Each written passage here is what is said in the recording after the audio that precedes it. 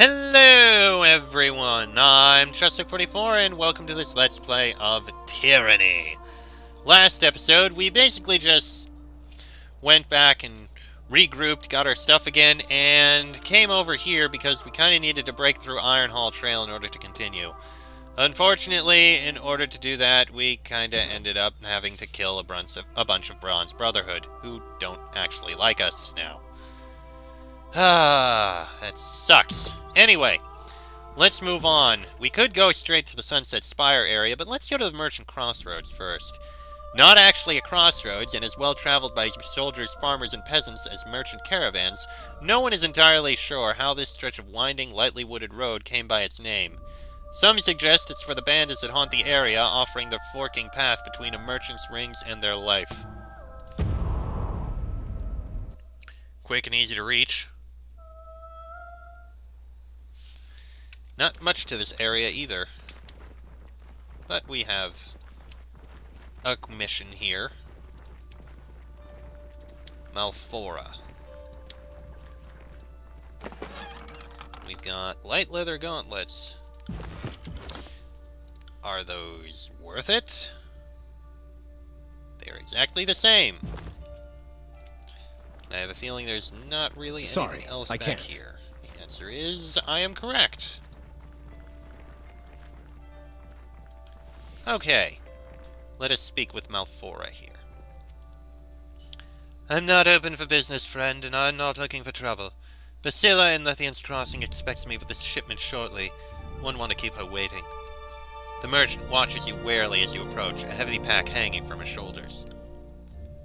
Soft and well-fed, this one, but look at her stance. She can handle herself. Verse takes the woman in with a long, appraising gaze. Excuse me? The merchant blinks. Quit the act. Give us what we need to know. What did I say? I said let me handle this. You must have me mistaken for someone else. I assure you... Oh, fine. The road to Stalwart is paved in iron. The farms of Azure are mostly air. She nods with relief. Ah, I get it. Okay. Say nothing.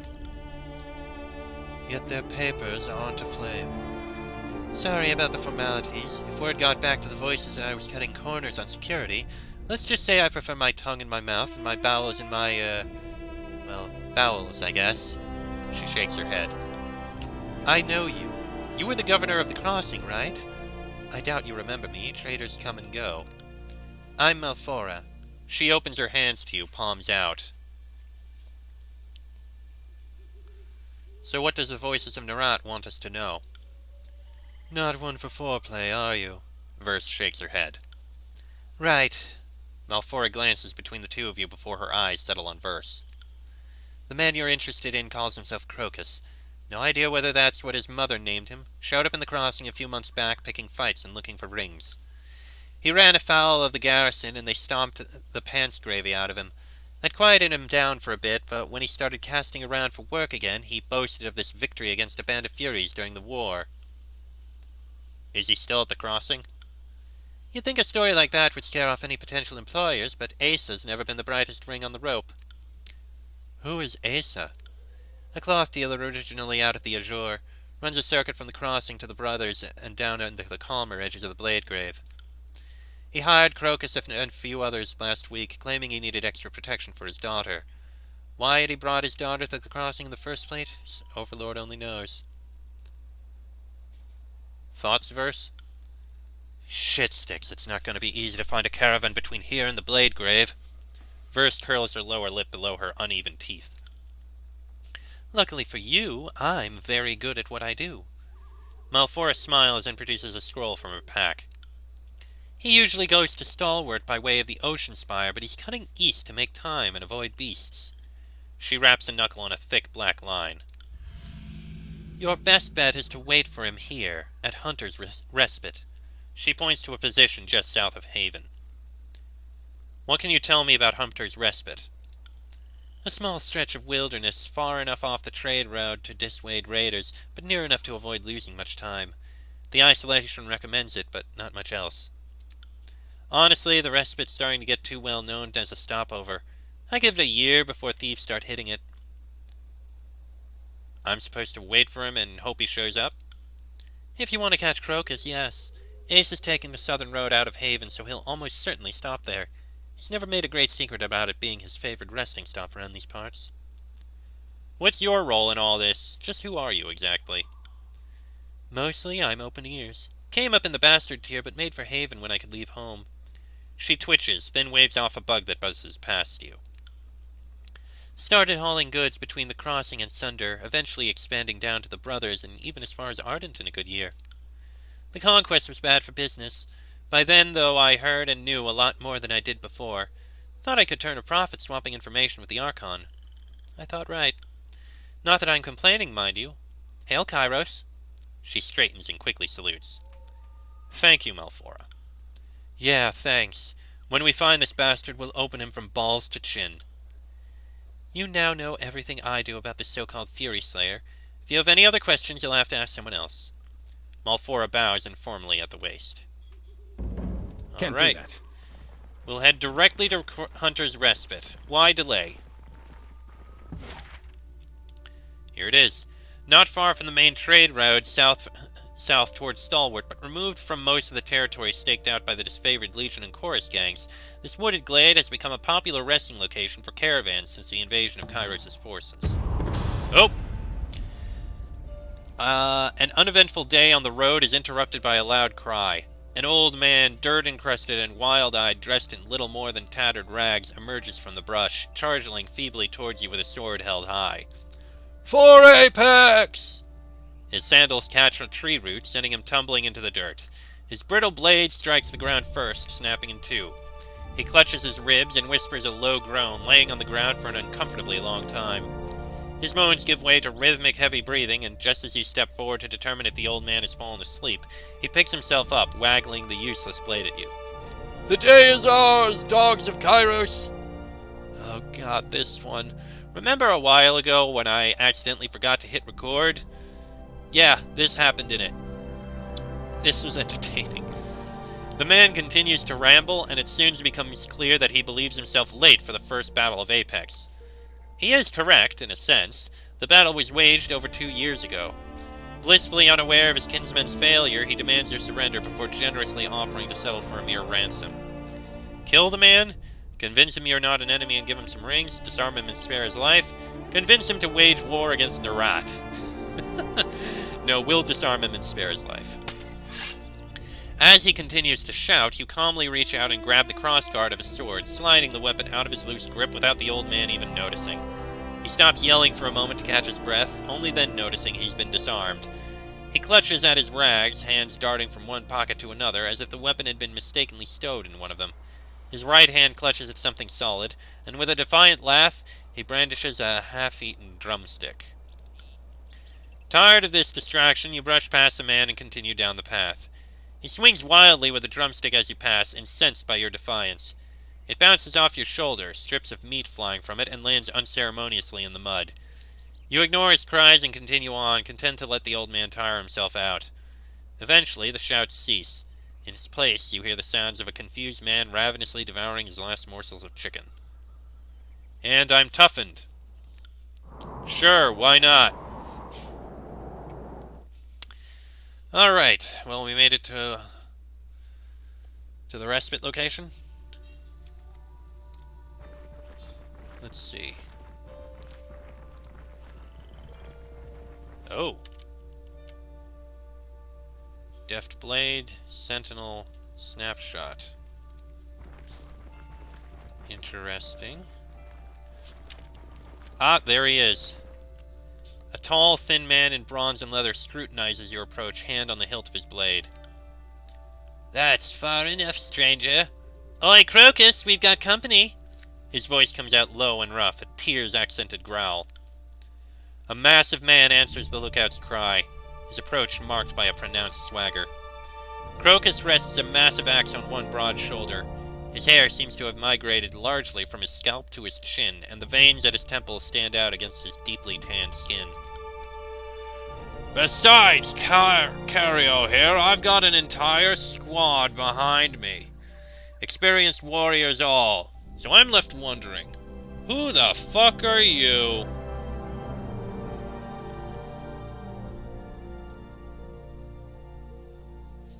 I'm here for Crocus.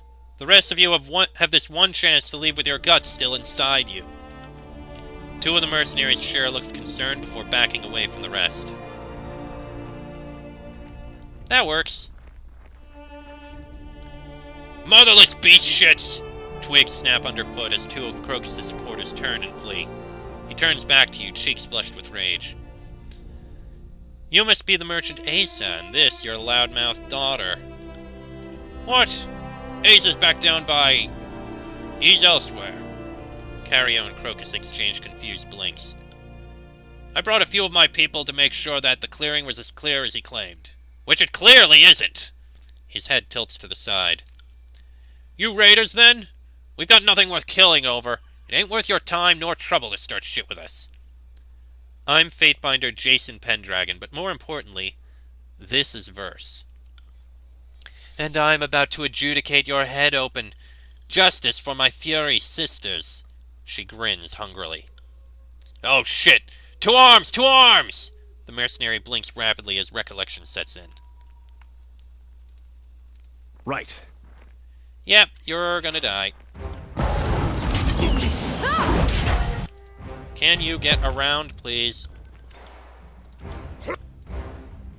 Okay, I could Iron Storm... Nah. Ooh, yes, that is a good choice. And you can get a Rhyme Spike out that'll hit all three of them. Well,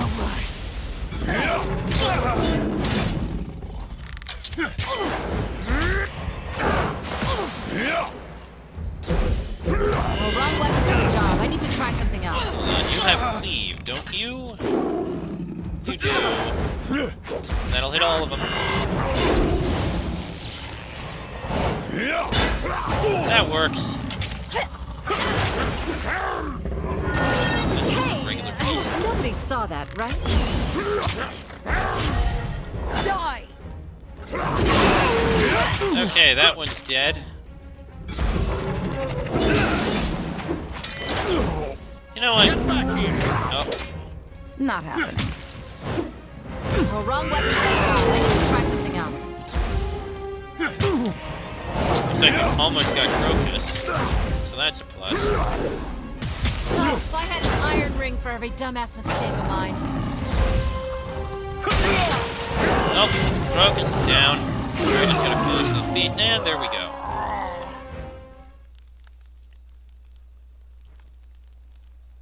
Okay then. Hold! Hold, for the love of Kairos! He clasps his chest, blood oozing between his fingers. Hold like you held when you and your friends killed my fucking sisters? For the love of Kairos, indeed! Her words escape her clenched teeth in a half-hissed breath. She slips a small knife from her boot, and in a flash of bronze opens the fallen man's cheek. Hold! Please, wait! I'm not proud of what I did back then. I'm a changed man, I swear it by the Overlord. I've got a wife now. She's asleep right over there. He points back towards the nearby tents and bedrolls. I earn an honest living by the damn axe. I protect licensed traders. Don't look at me. She's the one you've got to convince. He looks at the Fury at your side. Overlord, save me! Kairos isn't here, asshole. The only partner at this dance is me. Her boot comes down hard on his ankle, eliciting an audible snap. The sound dissipates into a scream. Overlord, help me. I never wanted to hurt anyone. It was my damn job.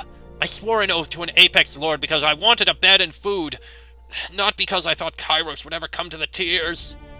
He sobs. That oath didn't just dissolve when your armies passed the gates of judgment. I had to kill conscripted tearsmen by the gang. And yes, I helped kill your friends. His head droops, a pink froth of sweat, mucus, and blood dripping from the tip of his nose. Not friends, assholes. Sisters. Sisters, then. It wasn't my idea. Katorius had the location. Sick bastard wanted to cook them with his flames. Erisa, she wanted to hunt furies. Wanted a head on a pike that we could wave at her enemies before battle. I was just there following orders. You said Katorius cooked people. I never saw him actually eat someone, but I'm sure he did. You could see it in his eyes when he looked at you. That hunger. He was a sage, so maybe that explains it. Overlord knows what those scroll fuckers do in their libraries. We took one of you alive, you know. What? What the fuck are you talking about? Her eyes widen. After you disappeared, we realized that one of your Furies was still alive. The big walled one. Katorius took her. Never saw her after. He's silenced by Versa's fist. Liar! Where is Katorius now? I don't know. I swear by everything and everyone, I'd tell you if I knew. He probably died in the Edict of Fire. Served him right if so. If not, well, he deserves this treatment more than me. Where can we find Erisa? Like I said, Erisa burned with the fire of revolution. After Apex fell, the crazy bitch couldn't lay down her spear.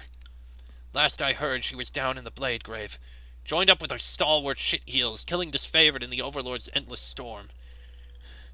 Here. He fumbles with a case at his side before offering a well-soiled parchment in his blood-slick fingers. This was from her. She wanted me to come find her and take up arms again. I didn't write back. I'm changed. I love the Overlord. Praise Kairos. How do you want to play this verse? It's a delicious tragedy, I'll give you that. Let's write it a suitably bloody ending. She fingers the edge of her small bronze knife.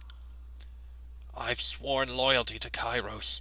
Go hunt Erisa. Go kill Katorius. They're your true enemies. They're the ones who deserve your justice. He tries to push himself away from Verse, but his heels skid uselessly, plowing furrows in the bloody muck. Don't worry. We will.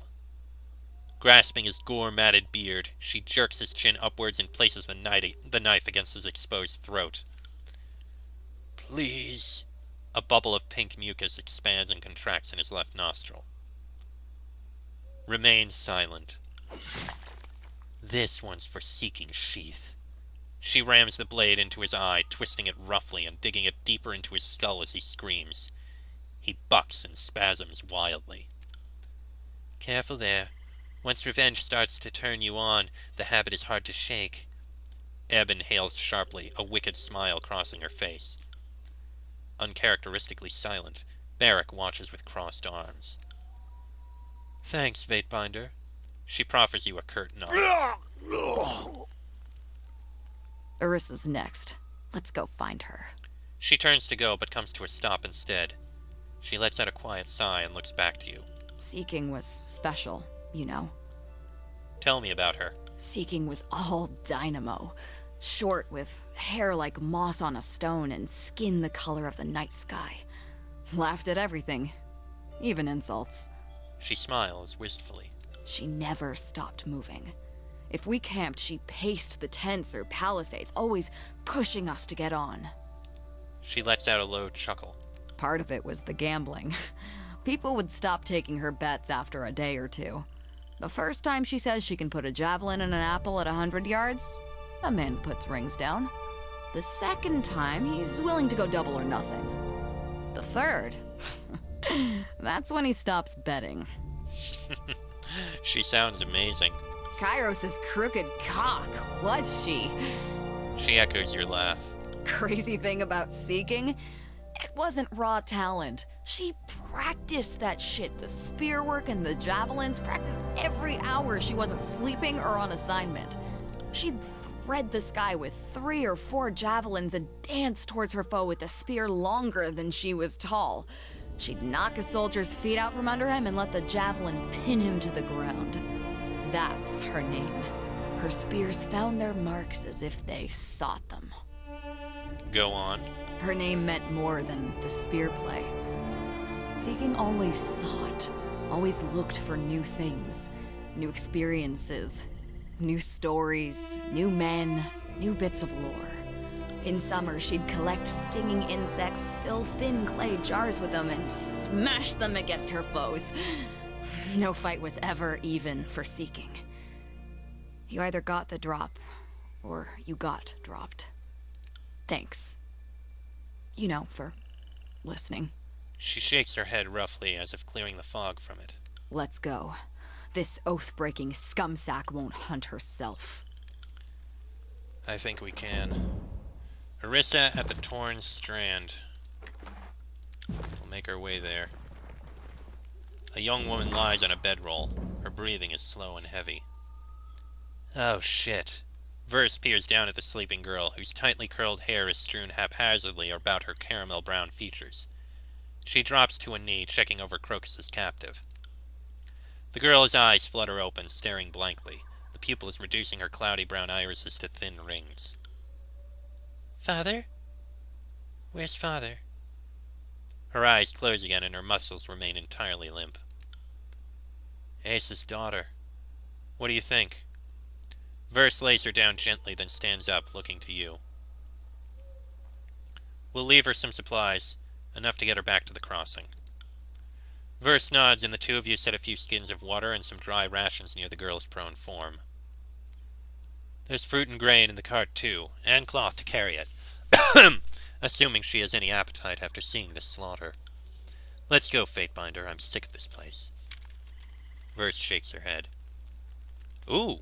Verse's Seeking Sheath stance has been upgraded. Hold on a second. We got Red Guy Seeking Sheath. Better accuracy for bows and dual wielding. 3 Whispers is dodge. And that one, less dodge and parry, but adds bonus damage to your next attack. Let's give you the Seeking Got Sheath them in my sights. stance. Can't Probably do a that. good idea.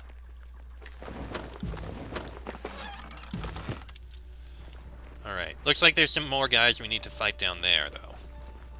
A ransacked cart seems to have been hastily hidden behind some foliage. It contains several crates filled with bolts of unsoiled cloth and unspoiled food. Alright, let's kill these guys. Heads up, we have company. Oh, wrong weapon for the job. I need to try You something throw that else. out. Yes. I'll tear Any your of scalp these. out by your ass. Rest. Per encounter. You know what? If that's per encounter, Oh, use wrong it. weapon for the job. I need to try something else. Can't wait to try that again. God, I'm terrible at this. How am I not dead yet?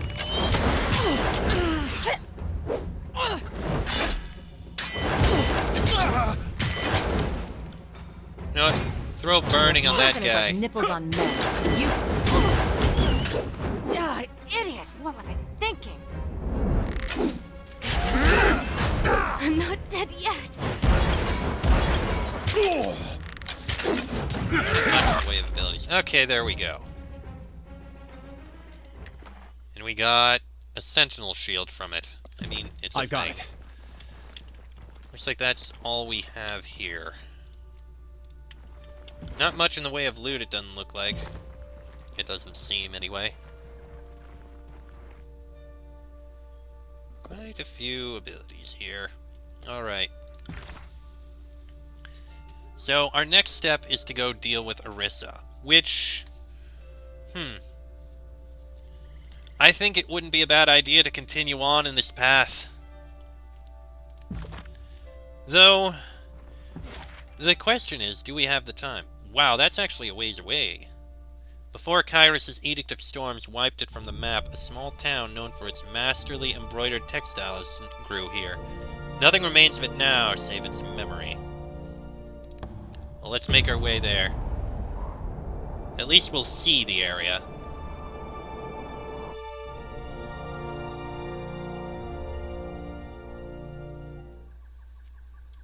Not much to the area. Alright. Maybe this episode will go a little long.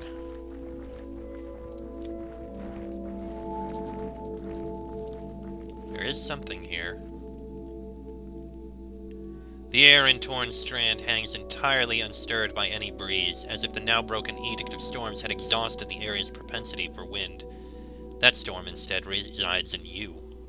A haggard group of soldiers in tarnished bronze await you. One man steps forward, pulling off his helm to reveal a grime-roughened face of deep umber cross-hatched with pale scars. If it isn't Graven Ash's Harlot, the Fatebinder! The soldier growls and tightens his grip on his weapon. The leather squeaks beneath his fingers. I am Diocles, son of Tyrannos, and it will be both honor and pleasure to remove your motherless head from your shoulders. I present a blue flag of peace. In accordance to ancient customs north and south, I offer and request a delay of blade. In accordance with ancient customs north and south, you can shove your blue flag right back up Graven Ash's graven ass! A round of angry laughter issues from the Unbroken's patrol. Okay. Which one of you is Erisa? What could someone like you possibly want from Erisa? He glances back at his fellow soldiers, and they look among themselves as his attention turns to you. My friend here wants to have some words with her. A Fury wants words with an Unbroken. Blood, more like. He looks verse over. He's not wrong. A mercenary named Crocus informed us that she was involved in killing some Scarlet Furies. I don't know the name, but back in Apex, Erisa had some less than honorable compatriots. She tried to convince me that this one Haven mercenary was no stranger to killing for rings. Turned out he was a crook with as many names as alliances. When Erisa got word that he sold some of his charges into slavery, she broke ties with him. Unfortunately for you, Erisa's long dead. Since there's nothing for you here, maybe you'd like to haul your ass out of Stalwart. He points back in the direction from which you came. Shit, I knew this seemed too easy. What can you tell us about Erisa? Absolutely nothing. She's dead, we're not. I suggest you pack your gear and go. He lowers his tone. Good riddance, then. You think you're walking away from this cur of Tunon? No. Today you meet the Void. For Matthias. For Janos. For Stalwart and the Unbroken. Then I take it you won't mind me dedicating your deaths to 3 whispers.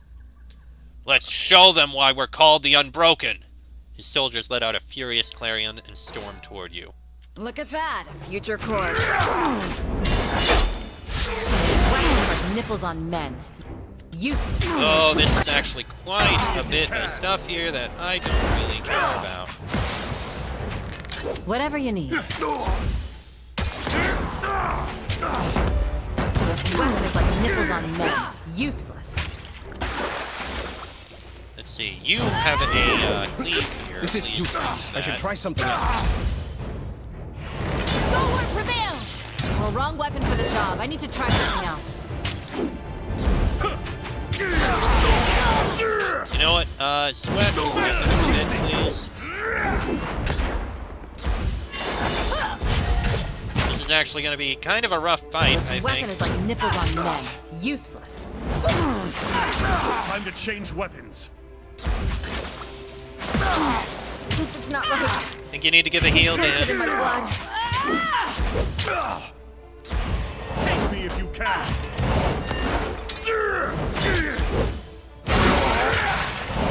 Okay, that'll work. Time to change weapons. I need to try a different tactic. This isn't working. Yeah, this This is is going useless. I rough. should try something else.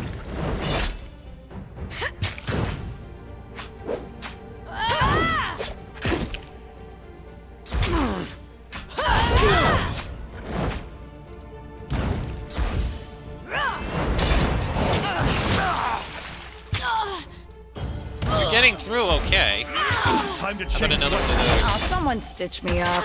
My blood spills. Take me if you can. This is You useless. I have should try something else. Oh, hey, a level up. That's good. And that one's dead. Also good. Count on it. I need to try a different tactic. This isn't working. Oh, someone stitch me up. Okay, we got a problem here.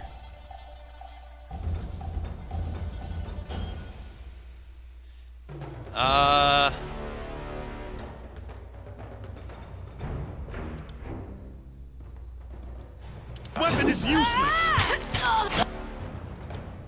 Okay, good. You're healing yourself. That neat, and she's down. Damn my eyes! Well, wrong weapon for the job. I need to try something else. Time to change weapons. Should have used that at some point. Why didn't I think to use that? Holy crap, that was impressive.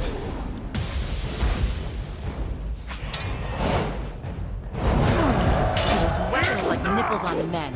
Useless. Actually, I think you can go take care of that one fairly easily. Negative, Fatebinder. Oh, I'm enjoying this a bit too much. I need to try a different tactic. This isn't working. Negative, Fatebinder. Yes, I get that. The extra lightning will help out, but that guy is a tough old bitch. Time to change Or weapons. bastard, whatever. I think we're gonna get through this, I though. need to try a different tactic. This isn't working. Jeez, this guy is tough. Okay, one more to kill.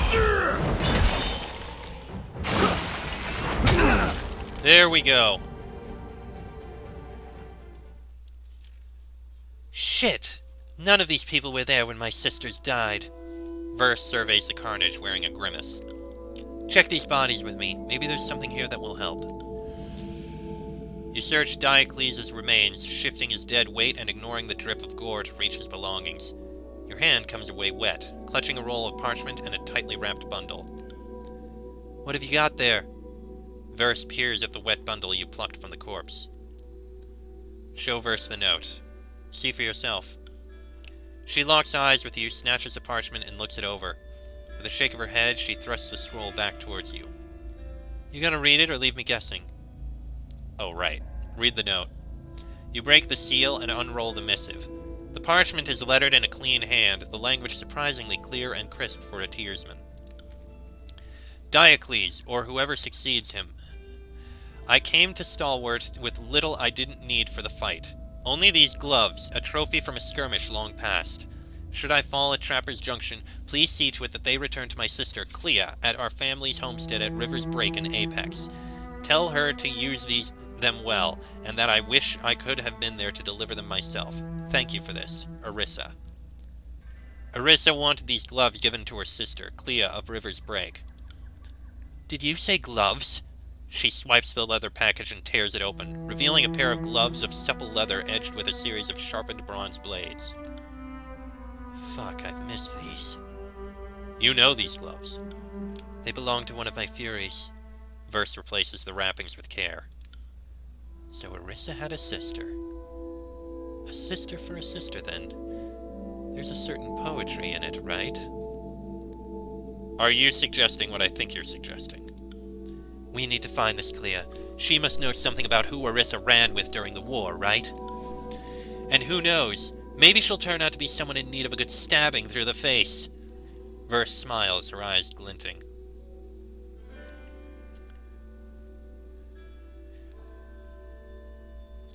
If we go to River's Break, we're not going in with weapons drawn. Understood? If that's how you want it, Binder. No killing until we know she deserves it. Or until she forces our hand. Come on. Screw this place. She gestures toward the road. As you turn, a gauntleted hand rests on your shoulder. A moment, Binder. What is it, Barrack? I've known Verse for a few years now. She's always been excitable. This is different. She seems rabid, heedless of danger. Like the worst of the chorus instead of the best. He shifts with a sound of blades grinding together. Yeah, I noticed that.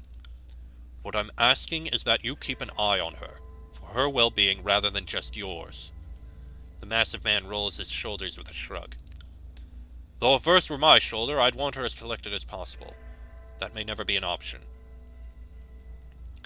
Thanks, Barrack. I'll do what I can for her. Thanks for hearing me out, Fatebinder. Barrack nods, patting your shoulder. So River's Break is the next place we go to. Well, let's loot all the stuff we can around here.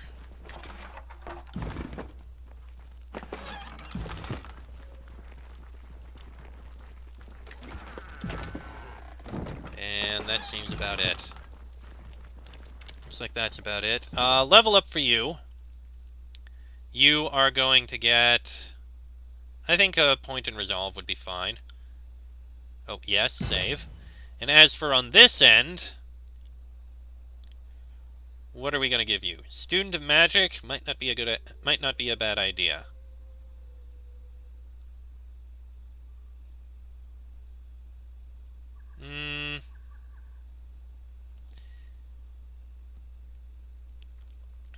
Then again, while in combat, it grants herself... no, let's give this Student of Magic one. We have our next quest. Our next location we're going to go to. Which is... where? Somewhere. River's Break. There it is. That's where we'll go. Oh yes, and we got... Here it is. Weeping Sisters. Weeping Whispers. Which is actually not as good as what we have, but it has edge defense. And it's an artifact. When crit, target bleeds, and the quick and the dead. A blast of baleful energy, thick with Versa's hatred for those who killed her sisters, erupts from the wearer, scalding those nearby and sapping their strength, even as it hastens the movements of the one who bears these gloves. This effect scales with Weeping Whisper's renown. 3 Whispers never went anywhere truly unarmed. These gauntlets may include only 6 of her many blades, but they were perhaps the most commonly bloodied.